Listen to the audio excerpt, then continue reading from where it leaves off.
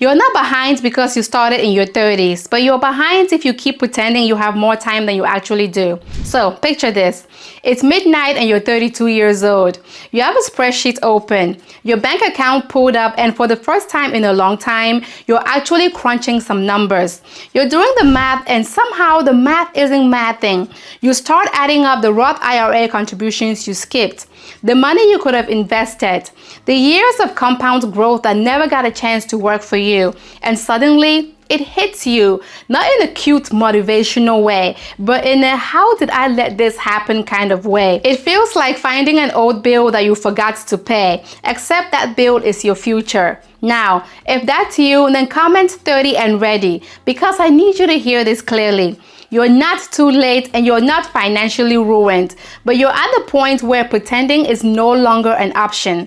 There's still time to recover, but it's going to require you to think how you spend, save, and invest for your future. The good news is the wealth building machine is still running. It doesn't care where you start. It only cares whether you start and if you stay consistent. So today we're going to be breaking down what catching up actually looks like step by step. Step 1 is to face the receipts from your 20s. First, we have to talk about where the money actually went, because let's be honest, you made money in your 20s. Maybe it wasn't a lot of money, but money was coming in, right? The problem is most of it was leaving just as fast, and usually it wasn't one huge mistake.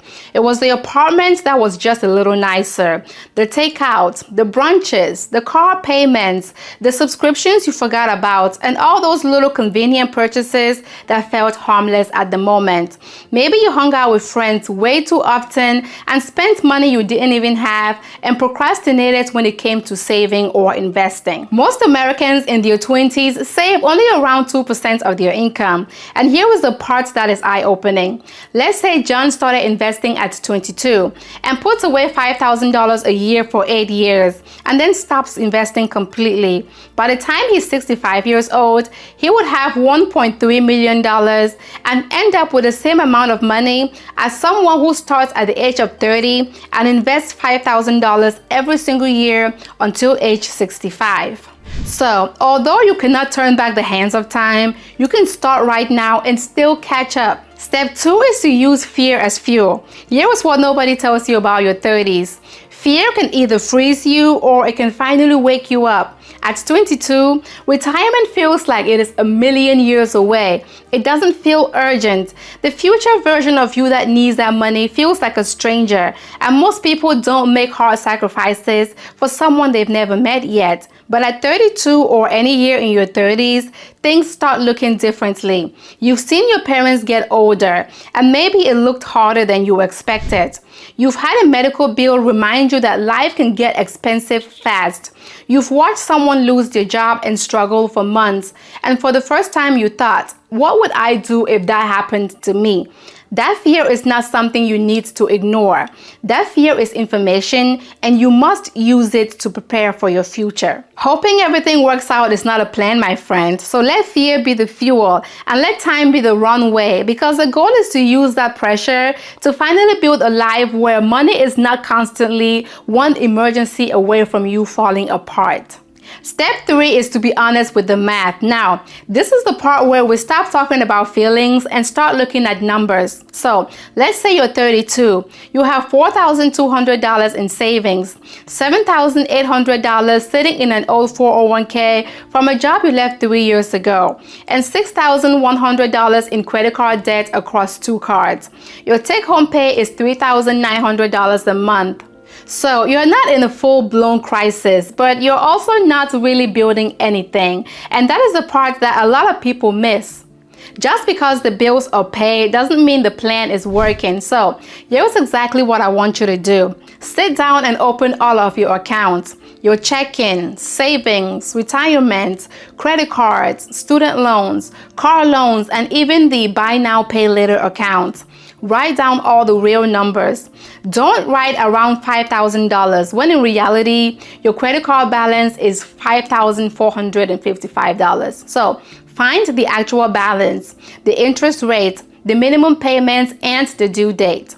This might feel uncomfortable. It might even feel embarrassing, but clarity is exactly what you need right now. So don't look at the numbers as a barrier to shame you. They're there to show you exactly where to begin. Now that you know exactly how much debt you have and how much you've saved in your savings and investments, now it's time to move on to step 4, which is to get started. Now here are your 3 moves for the first 30 days.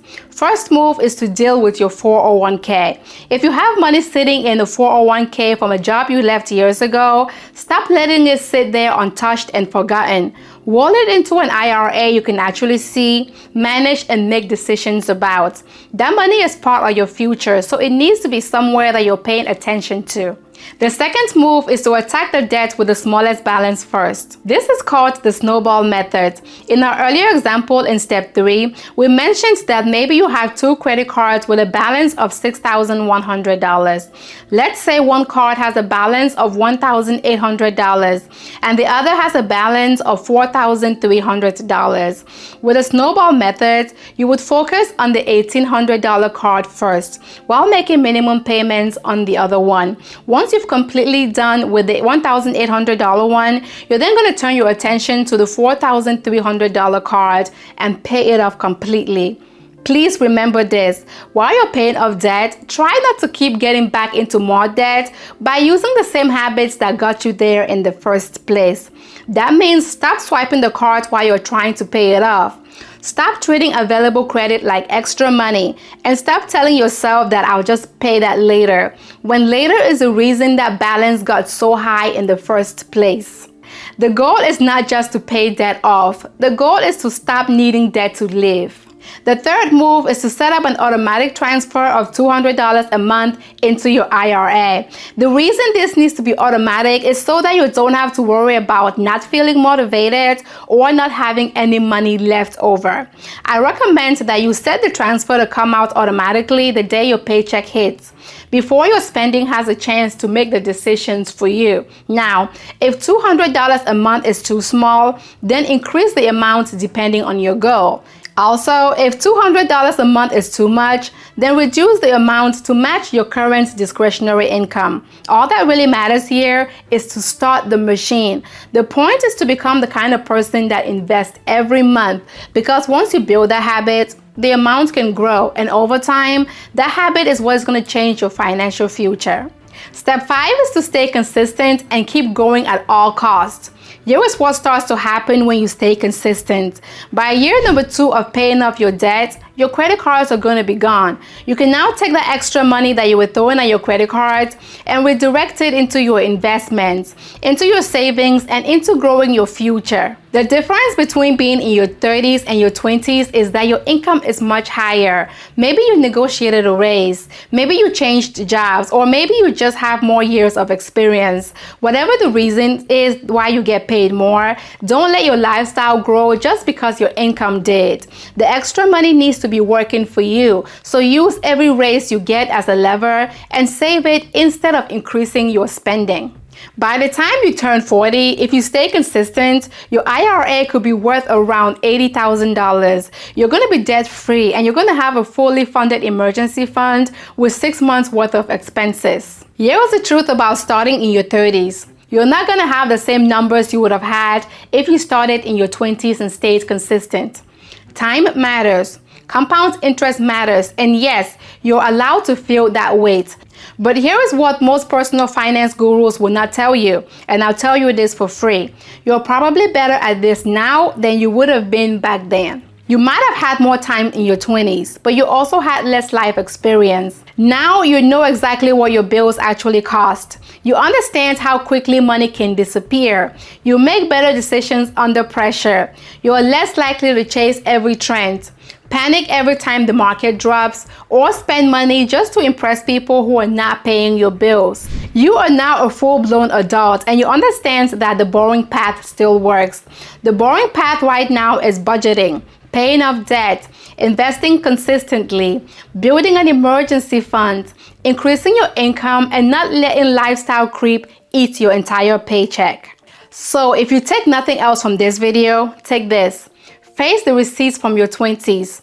Use the fear as fuel. Be honest about your current financial situation. Start investing today, even if the amount feels small. And lastly, accelerate and protect everything you're building and stay consistent. If you do this, I guarantee you that by the time you're about 45 years old, your life can look completely different. You can have a real net worth, a fully funded emergency fund, investments that are growing, a home with equity, and a retirement plan that actually feels possible. If this video helped you, like, subscribe, and share this with someone in their 30s who needs to hear this today. Let's go build that world together. I'm Fawani, and you got this.